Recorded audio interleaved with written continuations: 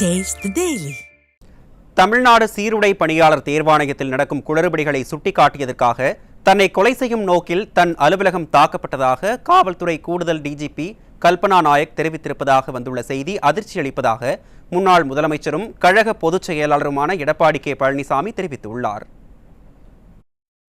முன்னாள் முதலமைச்சரும் கழக பொதுச் செயலாளருமான எடப்பாடி கே பழனிசாமி வெளியிட்டுள்ள அறிக்கையில், சற்று நேரம் முன்பு நான் சென்றிருந்தால் என் உயிரை இழந்திருப்பேன் என்ற காவல்துறை கூடுதல் டிஜிபி கல்பனா நாயக்கின் கூற்று நெஞ்சை பதற வைப்பதாக குறிப்பிட்டுள்ளார். மேலும், தங்கள் துறையின் ஊழல்களை சொன்னதற்கே அவரை கொலை செய்ய துணிந்து விட்டார்கள் என்பதற்கு ஸ்டாலின் என்ன பதில் சொல்லப் போகிறார் என்றும் கேள்வி எழுப்பியுள்ளார். தமிழ்நாட்டில் ஒரு ஏடிஜிபியை கொலை செய்யும் நோக்கில் அவரது அரசு அலுவலகம் தீக்கிரையாக்கப்படுகிறது என்றால் அது ஏடிஜிபியாக இருந்தால் கூட மிரட்டலும் கொலையும் தான் பதிலா என கேட்டுள்ள கழக பொதுச் செயலாளர், இந்த சூழல் இருக்கும் ஆட்சியில் மக்கள் தங்கள் குறைகளை எப்படி தைரியமாக சொல்ல முடியும் என்றும் கேள்வி எழுப்பியுள்ளார்.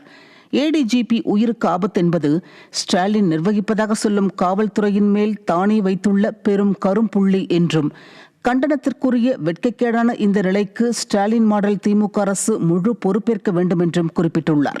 மேலும், ஏடிஜிபி கல்பனா நாயக்கிற்கு உரிய பாதுகாப்பு அளிக்கப்படுவதை ஸ்டாலின் மாடல் திமுக அரசு உறுதி செய்ய வேண்டும் என்றும் வலியுறுத்தியுள்ளார்.